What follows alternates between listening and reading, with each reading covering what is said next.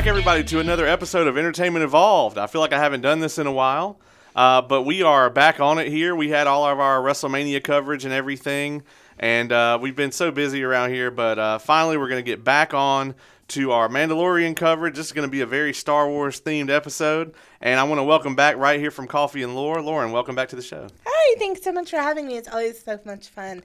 Also, your WrestleMania stuff was amazing. I watched all of it. Thank you. I really enjoyed it. All of your different guests. I think I even texted you afterwards about differences of opinions. It was great. That was like a lot of work. That's the first time we've ever done like both nights right as they came out. I think it's maybe the third WrestleMania we've reviewed, but typically I think we've just kind of done it like after the fact, and I think last year we may have even done it like on like Tuesday, and we covered like Raw and both nights of Mania. So doing that much coverage that we did this year was a new thing. Because it's so much more content than when we were growing up, with it being 2 nights in a Raw. Like it's so much more than just the normal pay-per-view that we grew up with. They've made it into this extraordinary event. That's true. I much enjoyed the night 1 coverage over night 2, but that's because of the show. I 100% agree. I don't even think I watched all of night 2. Yeah, you got lucky then. I was watching it at a potluck, which the company and the food made it really worth. So there you go. We have not brought an item down from the shelves in a bit, and let me say that today the item that I have brought down is probably the thing that was the most excited when I came up with this idea to have the shelves in here and bring something down every week. This is probably the item that I was most excited about. I believe it. You've looked at these extensively already, but for anybody who doesn't know, this what we have here today is we actually have the Way of Kings. This is the leather-bound edition. I am not going to say how much it costs, but it was a lot. And it was by far the most money that I've ever spent on a book, and I think it is easily the most expensive thing on the shelves at all. Yeah, so but they're gorgeous. Yeah, they really are. I'll definitely put some close-up shots in the video, but it's just an incredibly gorgeous book, and it's timely because you actually just got done reading the 4th Stormlight book. This is the first one. I did. The Leatherbounds come out on the 10-year anniversaries, so we're not going to get a Rhythm of War version of this for a while. I did not know that. That's really cool info. Yeah, no, this was my intro to Stormlight, like everybody's intro to Stormlight is, and I loved it. Like, it has become a bit of an obsession as far as, like, wanting tattoos, like, the whole 9 yards. It's so fantastically done. I really enjoyed it. And I think I'm just kind of in my reading journey this year, searching the high of reading book 1 and book 2 of this series. It's tough. 3 and 4, Oathbringer, Rhythm of War, which you have reviews for both of those up, and I really enjoyed both of those. And I know when you put up Oathbringer, you were like, he's a big Sanderson fan. He's not going to maybe not love my review, but I actually agreed with a majority of it. I haven't disliked any of the 4 major books in the series at all. It's just that I thought Oathbringer was a bit filler, a bit, I don't know, slow, I guess is the only thing I could put it. Rhythm of War picked the pace back up. I had a few little nuances with it, but it was much better than Oathbringer for me. I read it way quicker. I enjoyed it way more. I screamed out in more points. Yeah. So. And see, that one hit me because I read Oathbringer, and then I immediately, next day tried to jump right in to Rhythm of War, and I think I should have given myself some time. These are hefty. That's so important, because I did that wrong, and I think that's part of why I didn't enjoy Oathbringer, and I say that in my Rhythm of War review. As I went straight from Words of Radiance into Oathbringer. I did not read anything in between those books. And Oathbringer just dragged for me. But then I took a break before Rhythm of War, and I read some fluffier stuff, some other books, and then read Rhythm of War when I was starting to miss the world. And I think that was, perfect timing. Yeah. Well, we'll have a very nice long gap before we get to the 5th one. I know. I've got a couple novellas and then Lost Metal to read, and then I'll be pretty caught up there. Well, you got Tress. Yes, And I do Tress have is Tress. really good. As a matter of fact, a friend of mine that has read Mistborn, I promise we won't talk about Sanderson for the whole time, messaged me yesterday. So she read Mistborn, and then like she just never really got into Well, and which is the second one for those at home. And then she has another friend that apparently picked up Tress and has never read any Sanderson at all. And just liked the cover because it's a gorgeous book, and like started reading it. It was like, I am obsessed with this. I have to read all of his stuff now. So awesome! You know. I'm gonna have to pick that one up because I loved Warbreaker, which is kind of like a standalone a little bit too. Not really. It weaves into Stormlight, but Warbreaker is incredible. It's like become, like I told you, like a comfort read for me. Just something about those characters in that world is so comforting to me. Yeah, if I had to guess.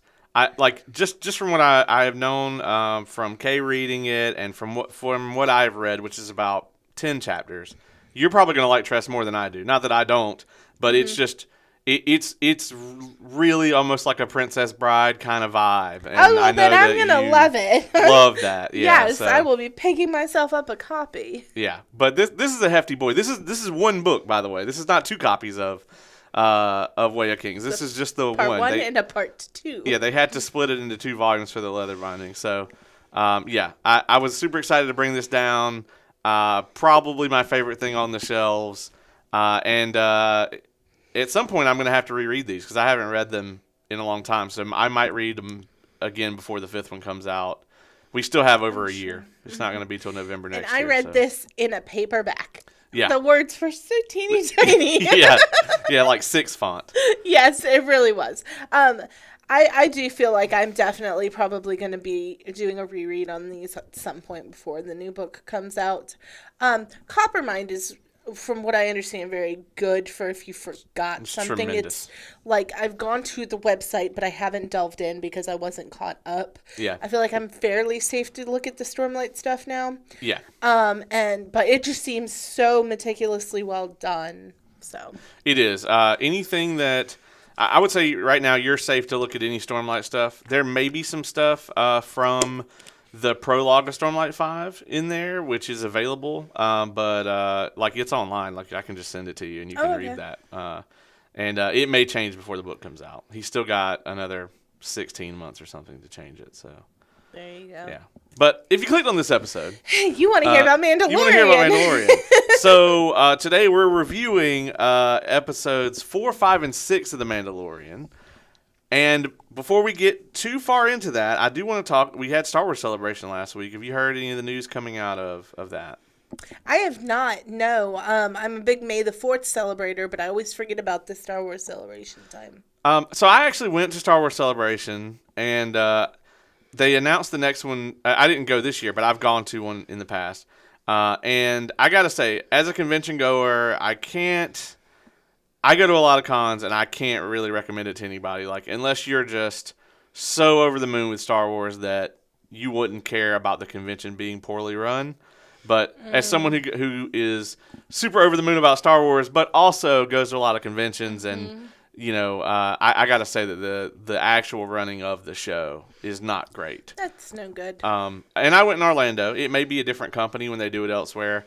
My buddy Kyle this morning was like, they just announced 2025 Star Wars Celebration is going to be in Japan. Do you want to go? And I was like, no. Like Japan, yes. Star Wars Celebration, I know. no. I was like, is that the year we're going to be in Japan? But no, it's not. We'll be there in 2027, I believe. Yeah. So, I got to say that it's not a destination I necessarily want to go to, but we had all kind of Star Wars news come out. We found out that we are going to get a movie from Dave Filoni that is going to basically like culminate kind of like Avengers Endgame type thing of all the stuff from like Mandalorian, the Ahsoka show, and all that. So that's pretty awesome. They also put out a trailer for Ahsoka. I was going to say, what's our ETA on that? I think it's coming either later this year or early next year. But the trailer looks amazing. Yeah. I'll have to check that out online. Yeah, I would definitely say check that out. They announced a couple other little things. They're James Mangold, who did Logan, and he's also doing the new Indiana Jones movie, which I'll take it or leave it on that. I don't know that we needed another one, but I don't either. The man is so old. Like, how is he still everything must be done by a stunt double. It's got to be, yeah. I mean, So, he's doing a couple stunts on 1923, but like that's like he's riding a horse and shooting a pistol. yeah, Yeah. it's not Indiana Jones style. It's not Yeah. running from a boulder going through a cavern, like, Yeah. and hopping through. Yeah, I don't know. I don't know how I feel about that, but about them doing an Indy 5 and like the trailer for that doesn't look great. Indy 4 wasn't fantastic. No, like... I don't even want to talk about Crystal Skull. Yeah, and this one, the way that it's shot, it's shot in that same like weird visual style that they did for 4. Oh no. And I'm just like, why would you do this? This movie's like universally hated. Yeah, you know? it didn't go over well, so Yeah. don't keep doing the same thing. Yeah, exactly. Speaking of things that didn't go over well, they also announced that there's going to be a Rey movie that's going to come out, a Rey centric movie. Yeah, Daisy Ridley is returning. Fantastic. Yeah. So anyway, these Mandalorian episodes. Let's talk about something we enjoy. Because, oh my, I had a feeling because I saw your post Yeah. and I was like, what has gone on? Yeah. I made a post on social media that was like, you can tell if a movie's bad if Daisy Ridley is in it. And so, yeah, that's what... I haven't seen her as anything besides Rey, so I can't judge too harshly. I don't know if it was poor writing, if it was poor No, she's bad. delivery. So it's the delivery. She's in another movie with Tom Holland, and it's bad, too. Okay, So, what movie? I have to look. It was It's like not the- some Netflix film or Oh, something. okay. I was gonna say because I saw one with Tom Holland that was kind of obscure where he plays like a Robert Pattinson's like a crazy pastor, like. But this movie was insanely niche but insanely good. I don't remember what it was called, and I just want to make sure. It definitely wasn't that. No. Okay, cool. No, they're cool, like the cool. main characters, like Oh, the okay. two of them. Yeah. Got it. But yeah, yeah. I don't want to talk about the sequels. No. Or Star Wars 10. Another thing I don't think anyone wanted. Oh, but James Mangold's movie, that's not the one he's doing. Okay. He's doing a movie about like the dawn of the Force. It's supposed to be like way Which in is the past. awesome. I have always said that, like, we don't have a lot of content from, because my favorite character is Qui-Gon Jinn. Right. We don't have a lot of content like young Qui-Gon Jinn, early Force, like, we don't have anything. Which they also, I'm glad you brought that up. They did announce they're going to do another Tales of the Jedi season. So That's amazing because I thoroughly enjoyed it because that's like, at this point, I think that's the earliest, like, timeline content that we have, isn't it? Or yeah, official I'm- canon stuff. Yeah, it I was is. going to say, I'm not up on Clone Wars. I haven't watched a lot of Clone Wars. Yeah, Clone Wars is almost entirely takes place, during that time between episodes So 2 and 3. 2 and 3, that's what I thought. So then, yeah, Tales of the Jedi is the earliest timeline stuff we have. Yeah. That's canon. It's you canon, said. yeah. Because we have Old Republic, which is like thousands of years, but it's none of that's official canon. So Is it a movie, a TV show, it's a game. story? It's 2 games. It's 3 games Can technically. we talk about the new game? Yes, we can. Are you excited Jedi about it? Survivor. I just saw the trailer when I went to see, what did I just see? Like, a few days ago. Dungeons and Dragons. Thank you. I Yeah. saw Dungeons and Dragons, and I saw the trailer for it, and I was like, that looks spectacular. Yeah. I did not love the one before it, which was Jedi. This one is Jedi Survivor. The one before it was Fallen Order. So I did not love Fallen Order. Okay. It was a little too Dark Souls-y for me. I just didn't. I don't know. You never felt like a Jedi to me in the first game. I was like a really big fan of like the Force Unleashed games and like even like the older like Jedi Outcast and stuff like that. However, this one looks really cool to me. I think it looks incredible. Like the combat looks really fun. You're supposed to have like 5 different lightsaber styles you can fight with. Which is really cool because with me, as I'm kind of a new gamer, I didn't step my feet into the water of gaming until in my 30s. Other than like as a kid playing Mario Party or Mario Kart. Yeah. But like more serious gaming, RPGs and MMOs, I didn't start until my 30s because you need quality systems and things to do so, and until I got married and moved in with my husband who was obsessed with technology, I didn't have a system that could play World of Warcraft or whatever successfully. Right. So I've played a few games now and I feel like I'm ready for something new that's coming out, but something I look for in a game is like individuality, like how I can tweak my character Right. to make it my own and make it aesthetically what I want it to be. Yeah. So in Fallen Order and in this game, you play as Cal Kestis, and he is kind of a similar story to Grogu, except he's a human. Like he was like a apprentice or Padawan, whatever, during the Order 66, and so he was able to escape, and he was kind of on his own and everything. And it's got a pretty good cast of characters, and they send the Inquisitors to hunt him down and everything. And so, in this game, I'm not really sure what the story is going to be because I've tried to avoid any kind of spoilers. Yeah. But I'm guessing that maybe Vader is probably hunting him directly now, since he kind of got away from or dealt with a lot of the Inquisitors in the first game. So nice. Yeah. Well, the trailer looked super fantastic. it does look good. Yeah. So I was like, as soon as I saw it, I was like, I have to talk to Caleb about it when I go do the Mandalorian stuff. Yeah, I'm excited. It should be all platforms, right? PCs. Yeah, it'll be on everything. Yeah. Yeah, the first one did really well, and so I'm assuming that it's going to be on everything day one. What's up? So going into these episodes, we were covering these weekly, and I just got to a point where it was like I didn't have time to watch TV for a while, so here we are with the catch up. So I actually watched all of these today.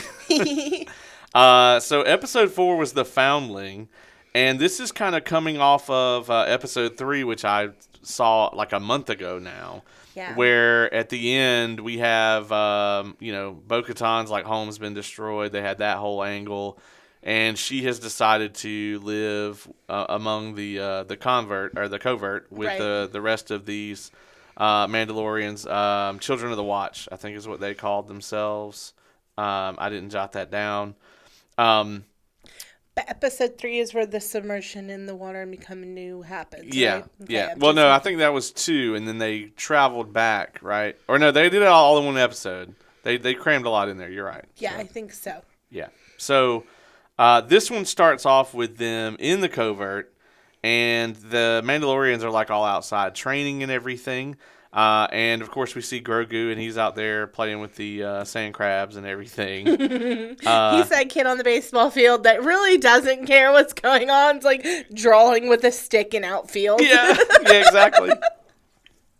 I love it for him, though. Yeah, I really liked the way that they introed him here, and his dad is like being Mando dad, and he's like, no, you got to get out here and start training. Mm-hmm. So they put him in a contest with these training darts against one of the other kids. Now, the kid ends up being Paz Vizsla's son, and he's the guy that's been been there the whole time. He's got like the big, hulky kind of blue armor. Yeah, the biggest of them. It Yeah. looks like.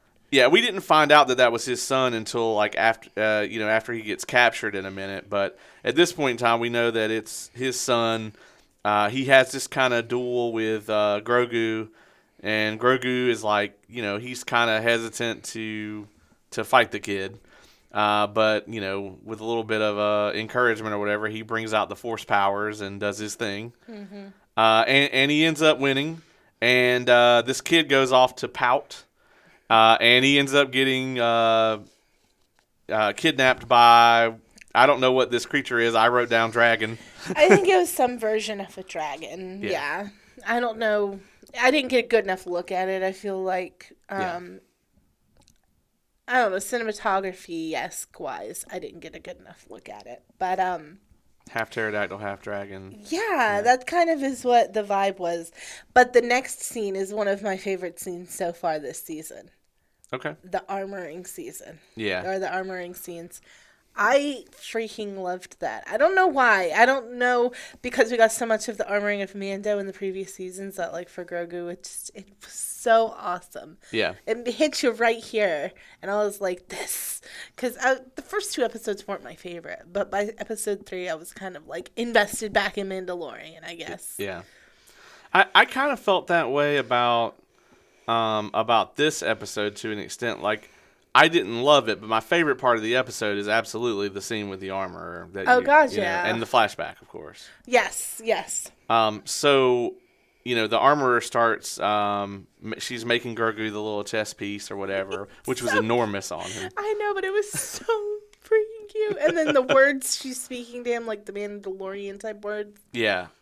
So the armorer is played by Emily Swallow, and she is tremendous. She does a great job in this.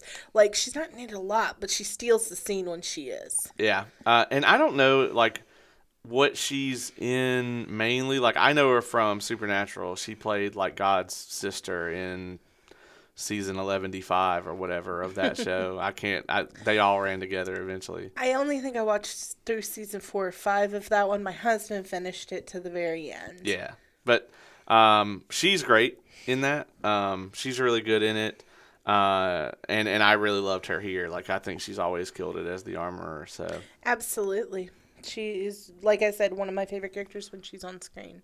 So I really love two things about this flashback scene. Number one, we got some more like Order 66, and we got to see a little bit more about how Grogu escaped the temple. Yeah. Which is always like, that's been a thing from the beginning of the show where we've kind of wondered that. Where did he come from? How did he get where he was? Like, yeah. How did you get out of there? And he meets up with a Jedi named Kelleran Beck, who was fantastic. Yeah. Really loved him. Now, what you might not know about the actor that plays him, his name is Ahmed Best. This is Jar Jar Binks. This is actually the motion capture and voice actor for Jar Jar Binks. I think somebody told me that after I watched the episode, and I had to go back and rewatch that scene because I was like, really? Yep. So yay for him getting some vindication, right, in the Star Wars universe. Because nobody loves Jar Jar. I mean, my daughter loves Jar Jar. Yeah, but small that's, children like exactly, that's his niche. That's who he's made for. But like us adults who love the original Star Wars don't love Jar Jar necessarily. But I was happy to see him get a little Star Wars vindication with a very beloved character. Yeah, he was great in just limited amount of time we saw him, and I mean, he could still be alive for all we know, so he might be out there. So there you go. That's true. I would love to see more of him. Yeah, me too. So while this is going on with Grogu, all of the other Mandalorians, so Paz, and then also Din and Bo-Katan, they're all trying to rescue the kid from the dragon. Mm-hmm. We're just going to call it a dragon. And that's whatever it was, the dragon. And so they come up with this plan where, they're going to go and kind of rescue him or whatever. And it turns out that this dragon has baby dragons. Babies, yes. And this kid's going to be food for its kids. This whole scene to me, like this is probably why I didn't love this episode a ton, just because this was like, I don't know, it was a little cheesy. It was cheesy, yeah. The animation, like I don't know how you do animation on giant baby dragon birds things and not make them look ridiculous. But they looked pretty ridiculous. Yeah, especially at the end when they like brought them off the ship. I loved it, but yeah, it was a little bit much. I was like, they saved the babies too. Yeah. All babies are saved. Yeah. By Mandalorians. Yeah, and I was like, what are we gonna do with these? Yeah, kind of like who's putting them up? Like, yeah. Please, for anybody watching this, never bring a giant dragon bird baby to my house. Or really any other kind of baby that's not a kitten. Just for the record. have a obese dragon at my house. I have a Great Pyrenees mix with like a lot of chins. And he's the best. Let's see. So I think also probably my second favorite part of this episode also involves the armorer. Go figure. Mm-hmm. Is Bo-Katan at the end. Goes to visit her because she lost one of her pauldrons during the fight, or when they were pursuing the dragon. Yeah, the dragon. And so the armorer's like, well, we need to get you fixed up, and they start talking or whatever. And Bo-Katan brings up the mythosaur from one of the previous episodes where she saw it in the waters. Mm-hmm. And I don't think she got the answer that she was kind of expecting here. So tell me more about the mythosaur, because, I don't know a whole lot of, like, lore on this one? So the Mandalorian symbol with the tusks, Yes. that is the mythosaur. Oh, okay.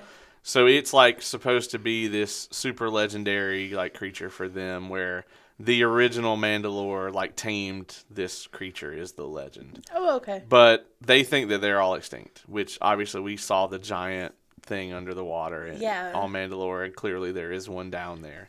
Yeah. And so I think when Bo-Katan here, like, they all think they're extinct. When she says to the armorer, like, what if I told you I saw one? Mm-hmm. I think she was expecting the armorer to be like, they're gone, put it out of your mind, whatever. But that's not how she responds. She's just kind of like, okay, well, I believe you. Like, you saw one. Yeah. But she doesn't, like, freak out about it either, at this point in time. Which kind of makes me feel like she's maybe seen one before or something. It's possible, yeah. The armorer is pretty devoted, though. She's kind of like, she's kind of a cult leader. Oh, absolutely. She drank the juice. Yeah. Yeah, for sure.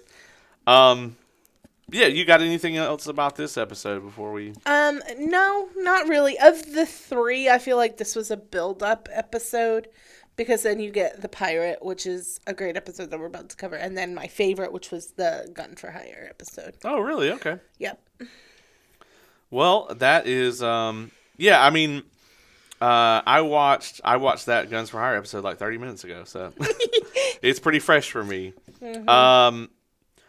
So episode 5, The Pirate, I really loved this episode. It was good. It was like, so if I have a complaint about this season of Mandalorian, it's that I feel like there's a lack of like urgency. There is. There's definitely more than a few moments where I've been like, so what are we doing this season? Right. Because there's no big bad direction. Right. Yeah. Yeah. The way we're used to consuming television is like, we should get a threat at the beginning, and then we work to fix it. But like, we really don't have that. Like, they want to retake Mandalore, of course, obviously. Yeah. But like, it's kind of this really convoluted road to us getting there. And there is no sense of urgency. And we're getting, like, some sneak peeks of, like, the new Empire and, like, how it's transitioning. Kind of the corruptness that's still existing. Yeah. But I don't feel like we're getting necessarily enough of that to make that feel like a direction. Right. No, I agree entirely. Yeah. And we got some of that this episode. We did.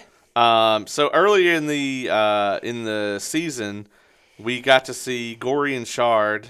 And we knew he was going to come back up because he's only there for like 5 seconds. Mm-hmm. I think this guy looks completely ridiculous. I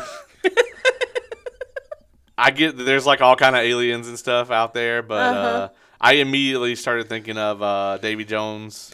Yeah. When I saw him the first time. Yeah, he looks like something out of the Pirates of the Caribbean. Maybe they just went and got some props from over there. And maybe they own that too. Yeah. So maybe. The mouse has everything. Everything. Everything that something touches. Yeah, everything the light touches. Yeah. It belongs. Yep, that's what it is. So we got to see him. He shows up on Navarro, and I love Grief Karga. Like, he's a great character. He's just so good. Like, he's like a Star Wars, like, bard, kind of, to an extent. No, like, absolutely. He brings that charm. Yeah, I love it. And, and we've really only ever seen that from, like, a couple of characters.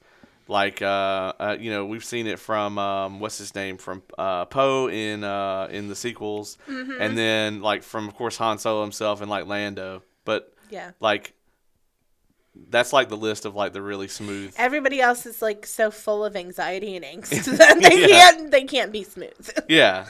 So he's on that list. And he reaches out after they get attacked to Captain Teva, who we've seen in some of the previous episodes. He's briefly, I think, right? Yeah, he's the pilot for the New Republic. And if I'm not mistaken, I'm pretty sure that this guy that plays him is actually like a young X-Wing pilot in one of the original films. Like, I was gonna say he looked really familiar, and he had almost like a Mr. Miyagi vibe. Yeah. And I was like, but I know that can't possibly Yeah. be him. No, it's but not. I was Yeah, just that guy's like, dead. yeah, I know. But I was like, that's what I kept imagining when I would see him on screen. I was like, I loved his character because I was like, it's just Miyagi. But I know it's not. Yeah, it is that same kind of like vibe. Yes, just but- very like Zen-esque, knowledgeable vibe. Yeah, I think he plays. I do think he is one of the original X-wing pilots, like when he was younger. So, Got it. Very cool. Yeah, If so, like, good on Star Wars for keeping yeah. This dude's been people in the fight employed. for a long time. Yeah. What really like opened my eyes about this, as far as like cameos go, and this one probably flew over anybody that hasn't seen Rebels. But when he first gets the hologram, when he's at the bar or whatever, this guy comes up next to him and he's talking to this creature about it. And this creature is Zeb from Star Wars Rebels. He's like one of the main crew there. So. I didn't know who he was, but I had a feeling he was significant because there was a conversation that happened, and Star Wars doesn't just do a whole lot of filler conversation background noise. Right. So I was like, that's somebody. I don't know who. Maybe I'm forgetting them from Boba Fett or something. No.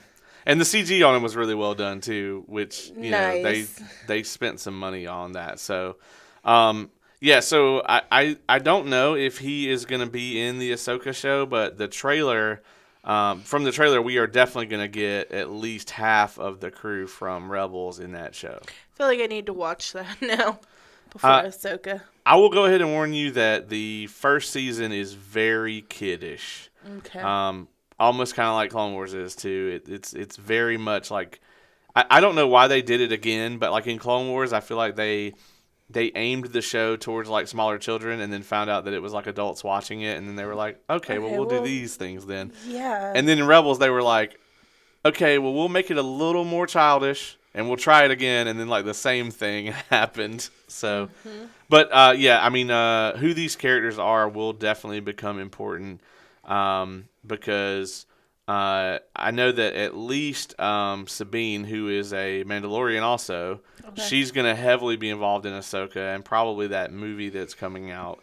And maybe even in The Mandalorian, she would fit great there.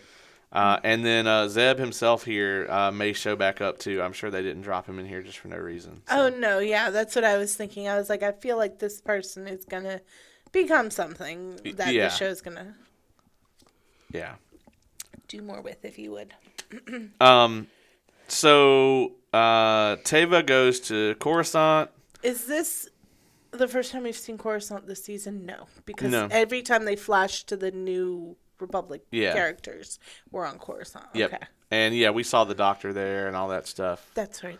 Where he ends up getting his brain wiped or whatever. Yeah, that was what, episode 1, 2? No, that I was think. 2. Yeah. I actually enjoyed that episode. Yeah, me too. I liked it a lot. Yeah. And Elia Kane, who is the kind of the Imperial, she's supposed to be like a recovering Imperial, even though I'm pretty sure that she ain't. I dislike that character tremendously. I think she's made to be a strongly disliked character of this season. Yeah, she's doing a good job of infiltrating the New Republic, though. She 1,000% is, because everybody is eating up all the pie she's serving. Yeah, and she came in here and basically like interfered with this whole thing, with him trying to get help for Navarro. So when he can't get help from the Republic, he's like, well, I guess I'm going to get desperate here. And he goes and visits the Mandalorian covert, which is incredibly dangerous because he's not supposed to know where it is. No, but he put like some sort of tracker or something on the droid. The droid, that's right. I remember that now. So that he was able to get back to him. Yeah. What did you think about this scene where he visits the covert and like tries to get their help? I feel like he wasn't necessarily, I don't know, met as I thought he was going to be. Like, they're not expecting a civilian to pull up on them like that. I feel like they were a little bit more laid back than I would have expected an entire Mandalore covert to be, just personally. And they were pretty quick to be like, let's help out. Yeah. Like, I don't know, that just didn't seem very Like, I feel like Mandalorians would have been like, where's the dinero? Like, are you hiring us to go assist Navarro? Yeah. Yeah, I mean, I think with Din and Bo-Katan being there, that Was definitely in his favor. yeah, for sure. Otherwise, they might have just shot him. Exactly. Like, that was, like, literally in the early Mandalorian days what would have happened. Is Yeah. like, well, we can't have him know where we're at, so. Yeah, because, like, Paz was like, well, we could move, or we could kill him. Right, exactly. And I feel like that's a very Mandalorian response. I agree. But I do feel like you said, Bo-Katan and Din are kind of trying to humanize or, like, mold that Mandalorian a little bit. Yeah, I think so. I think they're trying to. I mean, as we see throughout these episodes, like eventually, Bo-Katan's trying to reunite them as one people, and she has seen in her life all the things that kind of led to the downfall of their society. So she's trying to avoid those. So after this big speech from Paz, which I really liked, they agree that they're going to go help. And so they go in and they just kind of invade this pirate. We get some great enclave. fight scenes. Really did. Like, not only some great, like, dogfighting in the ships, but also some great ground scenes. We got to see the armorer kick some ass. We did, which is, I think, the first time we've seen her fight. No? She like very briefly fought against Din in one of the episodes, I think of the Boba Fett episodes, where she's like trying to teach him how to fight with the Darksaber or whatever. Oh, yeah, for sure. So we knew that she was nuts, but yeah. Yeah, but this episode explored that. yeah, these guys got it. I mean, they stood no chance. No, not at all. They were definitely outclassed. Yeah, and I like how everybody has like a laser rifle or like whatever, and she's just got a big ass hammer. That's she's like that's I'm a forger. This is what I do. Don't come between me and my hammer. Yeah, like this hammer can break things down or it can put things together. So it is an equal opportunity hammer. Yeah. You let us know what you need. Yeah, exactly, and that's what happened. And as soon as it starts looking like it's going to go south for the pirates, Vane, who is the guy that originally started the whole nonsense with the pirates, kind of betrays Gorian and like flies off. No honor among thieves, I guess. Nope. Yeah, and so that's like that's what happens here. The pirate ship went up. I actually thought that they were going to escape, but no, they just straight up took the cruiser down and it exploded in a blaze of glory and and there was no more. Yeah. But here we get another awesome meeting between Bo-Katan and the armorer. They actually visit their old covert from the very beginning of the show because where we see them in the very beginning of the show, their covert was under Navarro. And so the armorer takes Bo-Katan down to the original forge, and she basically is like, I want you to go out. Like, I've seen what you were able to do here. I want you to go out and unite our people. Right. And actually has her take the helmet off. Yeah. Which was crazy. Like, there was this huge thing, that it was like, you're doing this for the people of Mandalore, basically. Right. And then we have this scene where Teva, at the very end, realizes, like, what is his name? The guy who was saved, rescued. He was imprisoned. Oh, Moff Gideon. Thank you. Yes. Moff Gideon. He finds the ship that Moff Gideon was supposed to be on. And he's like, no, somebody rescued Moff Gideon. And he thinks it's Mandalore's. Yeah, he thinks that it's, for sure, because they found some, like, Beskar on the inside of the Right, so ship. there might be, like, a covert Mandalorian group out there that's... There could be. There's a lot of things this could be. It could be Sabine, for sure. But she definitely wouldn't be rescuing an Imperial. No. But also, let's not forget that Moff Gideon had a bunch of Beskar. So that's right. His little Death Trooper things or whatever were built out of it. So it could be something to do with that. Definitely. But we do see in the next episode that there are like quite a few organized rogue Mandalorian groups. Yeah. And these guys are driving. These guys are driving an Imperial cruiser.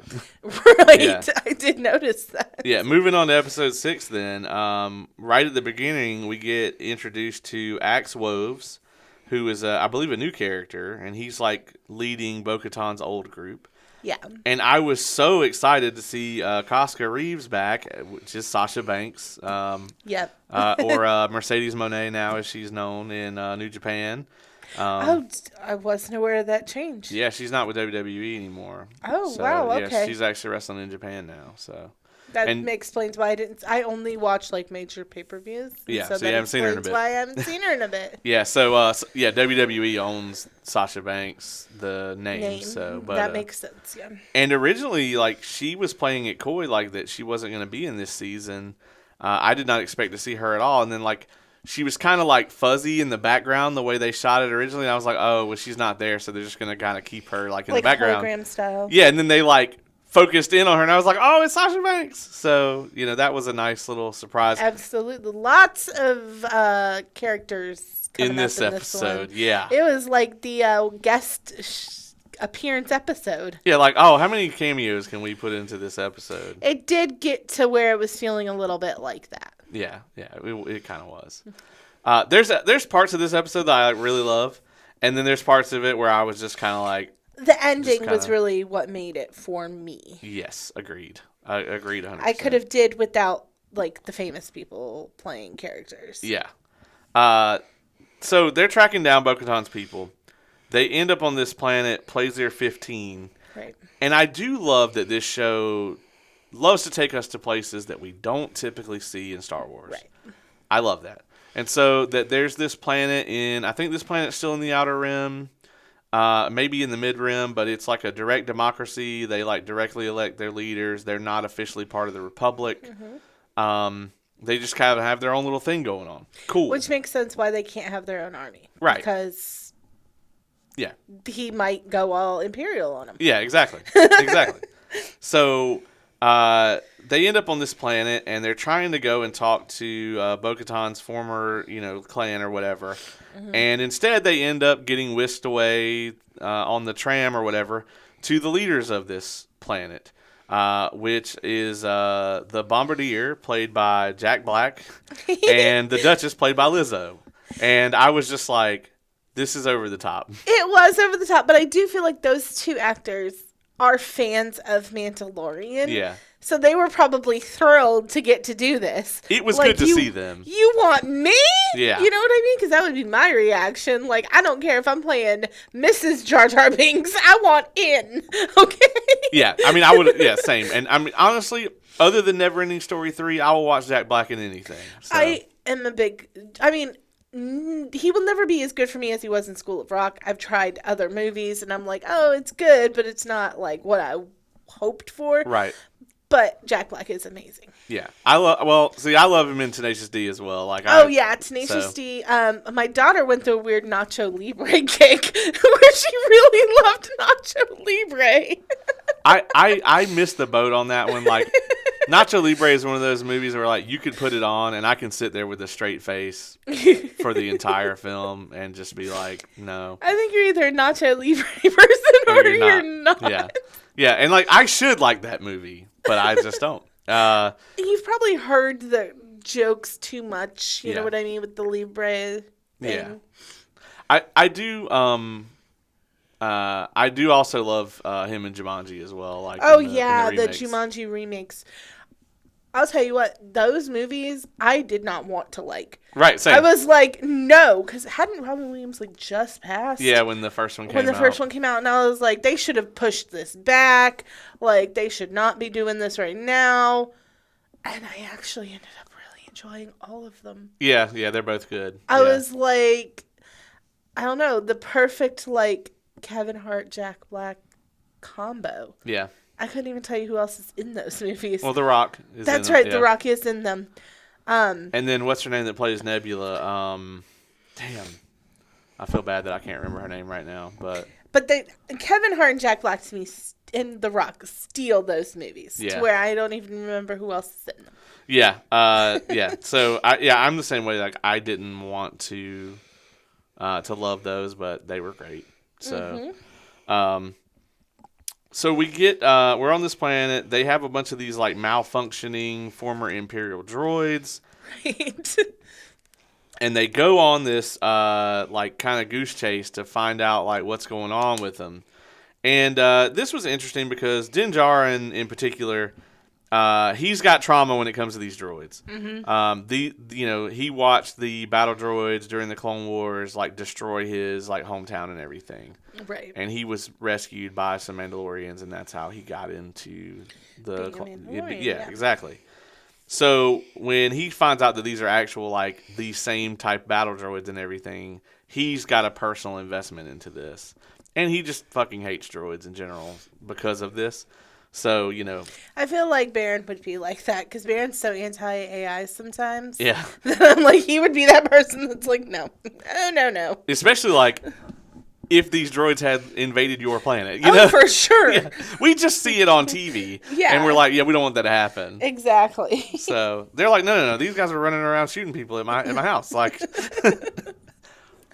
Oh, gosh. But, I really, really, really was excited when I saw Christopher Lloyd. Oh, me too. Yeah. I know we just talked about how we could deal without the appearances, but not that one. But not that one. No. No, but that one was good. No. Christopher Lloyd was like born to play like an Imperial scientist or whatever anyway. He was. He was born to play like the scientist character, the captain character. Like that's just who he is. I didn't love how they just kind of like Scooby-Doo ran in there when they were like, we know it's you. I was like, the only way this could have been any more Scooby-Doo is if like he had a bag over his head. And exactly, they pulled it off, and underneath it was Christopher Lloyd. Yeah, I 100% agree. Though. Yeah, this whole like little side quest that they sent them on or whatever was cheesy, but like. We got some cool cameos out of it, and I liked them. We did. I feel like I would have liked it more if they would have maybe did one cameo per episode. Yeah. But this felt a little cameo crammed. Yeah. Just a little bit. It was like a weird like Mandalorian like theme park episode or something. Yeah, that's a really great way to explain it. Yeah, it just kind of felt. I don't know. We talked earlier about that like lack of urgency and like. Did we talk about the chase scene? Which chase scene? Where they're chasing the droid through. No, but we can. It was yeah. It was so bad. The man made lefts and still somehow like ran into her or whatever it was. Yeah. Like logistically, unless there was a portal, there's no way he should have ran dead into them. Correct? Am I wrong? No, you're not wrong. Okay, because I remember I asked the person I was watching with, I was like, am I wrong? And they were like, oh, I didn't watch it that close. I wasn't paying attention that much. But I was like, no, I hate chase scenes in general. Like, I think they're so overdone. Like, I just think that it's real easy to go wrong with them, and this one went somewhere wrong. And I especially hate a Star Wars chase scene. Like, every Star Wars chase scene for the longest, I have just detested. The entire The Last Jedi movie is a long, drawn-out, terrible chase scene. And then we have the one in Boba Fett where they're on the little colored Voltron bikes or whatever that don't go fast. Yeah. And they like rev them up and they still don't go fast. I like the one in episode 2, I think it was. Yeah, that one was great where they're chasing that bounty hunter. Yes, while they are on the ship and then Anakin is dropping and like... I liked that one, but I can't remember another one that was the last good one. Yeah, because we also got the terrible Leia one from Obi-Wan, where there's 3 grown like trying to get this mercenaries trying to chase this like 9-year-old through the woods, and she's just killing it. Yeah. I'm like, what? As a parent recently to a 9-year-old, she's not 9 anymore. My daughter would have literally tried to hide behind a tree if it's like super obvious. Much less gotten away from them effortlessly. Exactly. But as you said, this all like really picks up here at the end. Yes. When they go back, they get everything done. She finally gets to go and talk to her people, and they just get right down to it. They do. Yeah, she challenges Axe to a fight immediately, and he accepts, and they start killing it. Yeah, I had to ask Baron. I was like, I had glanced at my phone for a second, and I looked back up, and I was like, hold on, what's this about? And he was like, she's got to challenge him to be leader of the pack, or whatever. Yeah. And I was like, damn, that happened so quickly. Yeah, they That went right escalated. to it. Yeah, there was no like diplomacy or anything. And they had an amazing fight. They here. did. I really enjoyed that. I mean, I've seen, what is her name? Katie Sackhoff, right? Yeah. I think she does a really good job in like hand-to-hand type of cinematography work. And she's so good. And this is just like, this is the incredible like foresight I think of Dave Filoni here, where, you know, she voices this character. No one has ever played Bo-Katan but her. Right. And when she was playing the character in Clone Wars, he was like, you know, we definitely like, we modeled the character to look like you in case you play the character in live action or whatever. And she's just like, yeah, that's not going to happen, you know. And so here she is. This is her, like, I think third season now, you know, in. So, and she's probably going to be in that movie that they've got coming out, I would imagine. I'm sure. Yeah, I mean, I don't know where it's at on the timeline or anything. Yeah, but I mean, if it's meant to be like a culmination of all these stories, unless something crazy happens and she dies, you know, odds are she's going to be in it. Yeah, for sure. And the huge reveal here at the very end is, you know, Axe is like, he's the one you should be challenging, like, for the Darksaber. Yep. And they reveal here that because of, like, her rescuing him and everything, like, she actually is the rightful owner of the saber. Mm-hmm. And so, yeah, she's got it. So her, like, mission to unite all these Mandalorian clans is really kicking off now, and she's got the means to do it. Yeah, the Darksaber's so cool. It is. I remember, was it season 2 that he received it, or was it the end of season 1? So at the end of season 1, the very last shot is you see Moff Gideon he cuts himself out of the TIE fighter with it. That's you see right. the Darksaber. And you're like, oh, fuck. And then season 2 Manto gets is it. when he gets it. Okay. Yeah, I remember when he got it, and I was so excited about it, because I think it's so cool. Yeah. I mean, I love sabers in general, and the lore behind the colors, and, like, who's had what color. It's just really interesting stuff. So the Darksaber's just cool. Yeah, when it comes to, like, cool-ass lightsabers, like the Darksaber's Darksaber. up there. I'm really bummed that the Satu's does not have a Darksaber crystal. Yeah. When you build your crystal, or when you build your lightsaber, it's $300. They should have a Darksaber option. Yeah. They've got every other stone Is that the one at Disney? Mm-hmm. I want to say that, what is Ultra Sabers has one. Oh, okay. And honestly, like, I get the appeal of the Disney World thing because it's the whole experience of going there and building and all that. But to me, if you want a lightsaber that you can, like, use, I would say get an Ultra Saber, not a sponsor. But like I used to have one and I ended up selling it. But just because, like, it wasn't what I wanted anyway, I actually got it so that so Sean Legacy did a Darth Maul entrance at one of the wrestling shows. That's awesome. And so I got the staff or whatever, and he, like, came out with it and everything. Oh, very and cool. It was very cool. Like, we, like, blacked all the lights out, and then you just see, like, the saber light up from both sides. That's it was so really cool. fucking cool. Yeah, it was tremendous. But yeah, so so that's the only reason I don't have that one. But yeah, they have where you can go on their website and, like, fully customize everything.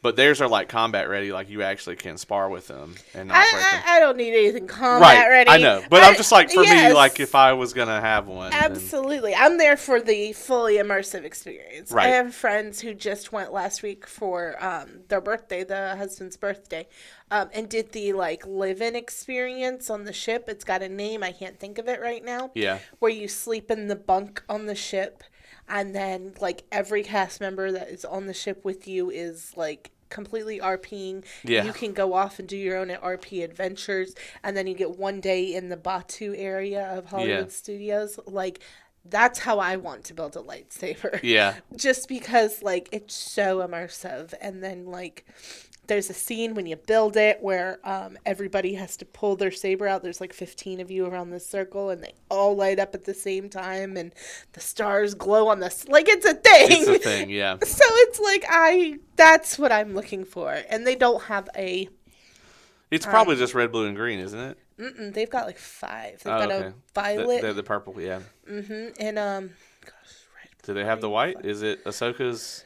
I think they Purified? do. I think they have 5. See, I would... See? Yeah. So I would have to there you get... go. And then they have also different bases that you can pick. One's like nature, one's like power, one's like force, and then you've got different styles. It's very like mix and match. You can... Yeah. So... Yeah, having the white, the purified blade, that would do it for me, for sure. Yeah, I feel like they have 5, so I know they don't have the dark, so they must have the white. Yeah, because like if I wanted to have some, which is a great idea, to have some on the shelves, it would be Ahsoka's for sure. I mean, Absolutely. That's what I would so want, maybe look into. Oh, you're not doing Disney. You're only doing. Yeah, but I mean, I might would just order them. Oh, I don't sure. need to go there and you make don't them need to in do person. I don't. You have a new piece of artwork coming, though. I do have a new piece of artwork coming. So I'm so excited for that to get here. And what I'll probably do is probably display that in here for a couple episodes and then put it on my wall somewhere.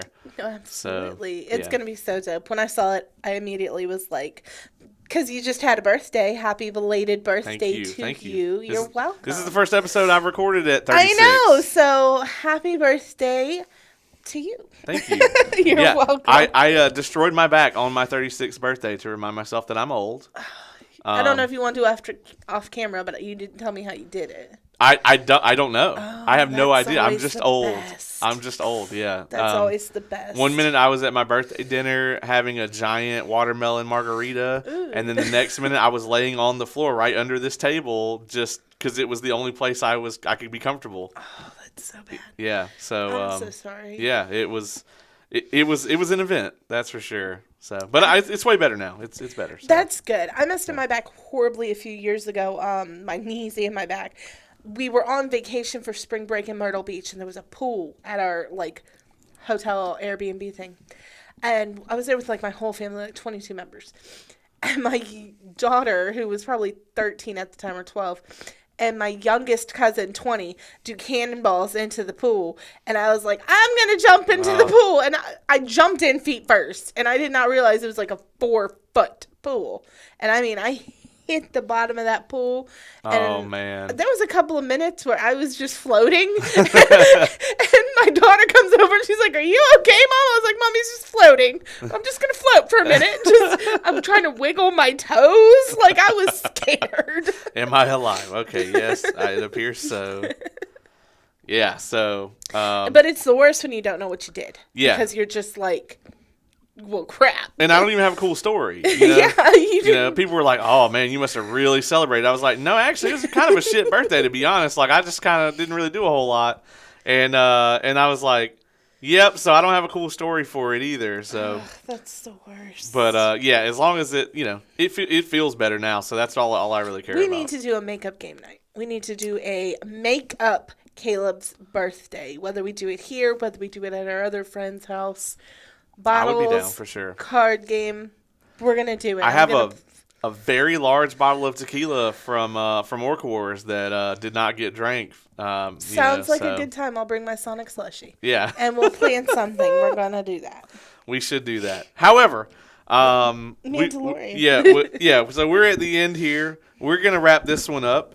But yeah, I definitely thank you for joining me on the show. This has been a blast. And of course. It's always so much freaking fun when I come here. I look so much forward to it when you send me that message. Do you want to? Yes. Yes. You don't have to finish the sentence. Yeah. I mean, it's always a blast. I have an amazing rotation of guest hosts, and you're definitely on the list as one of my favorites to come on. Well, you're on the list as one of my favorite hosts. Like I told you, I watched your WrestleMania content. I listened to your D&D stuff that you did on another podcast. I love your opinion on entertainment stuff because I feel it's a very educated opinion where I'm not as entertainment world educated. Yeah. Well, I mean, you got the book stuff on lock though. I read a lot. It's just, what do you call it? Quantity. Yeah. I mean, I feel like I try to put out there quality reviews on from a personal level. I'm not reading 40 to 50 books a month like some of the people I follow, but I feel like it's a good quality quantity balance. Right. Yeah. I wouldn't even be able to keep up with, like, you know, I'm gonna do good. My goal is to read 30 this year, and I'll be doing good to make that. I think you're gonna do it. I think so. I'm doing all right. So there you go. If I finish writing the one that I'm writing, that will be the big. I am very much looking forward to when it gets to the point where I can read any of it. You're going to be on the list of beta readers for sure. I appreciate that, sir. Yeah, I have to make sure that I didn't put any like gross typical male author shit in there. So my favorite.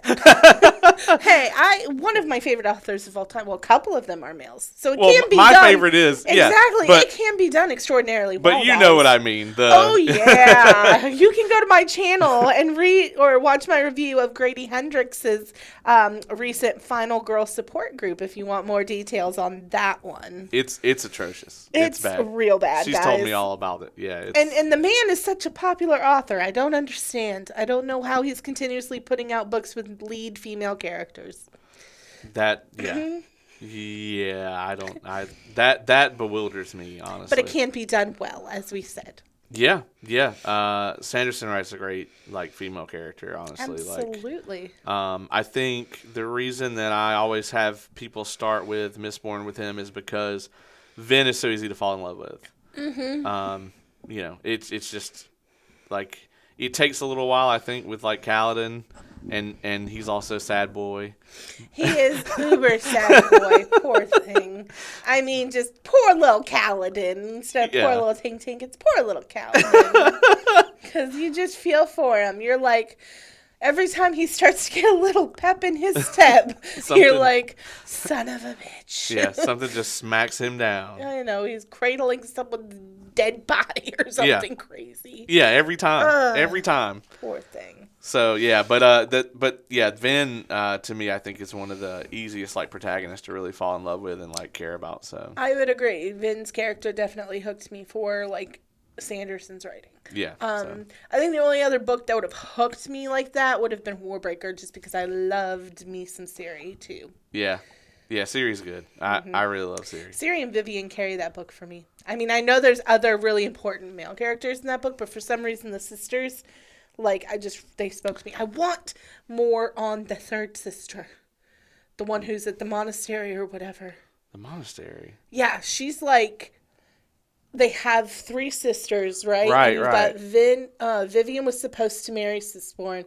Then you've got the youngest, which is Suri. And there was one in there that's in the monastery. I want more on that. That's true. Well, they are coming out with a sequel, so we are going to get a sequel. I'm ready for a sequel. Nightblood. So. Do we have a date on Nightblood? Year even? So after Stormlight 5. So not next year. Not next year. But it's Sanderson. He'll probably write it. He'll give it to us. His flight will get delayed, and he'll write it or something. So. But anyway, we'll go ahead and wrap this one up. So thanks for joining us for our catch up on Mandalorian. There's 2 episodes left, so really looking forward to seeing how they round out the season. Loren, thank you for joining me again.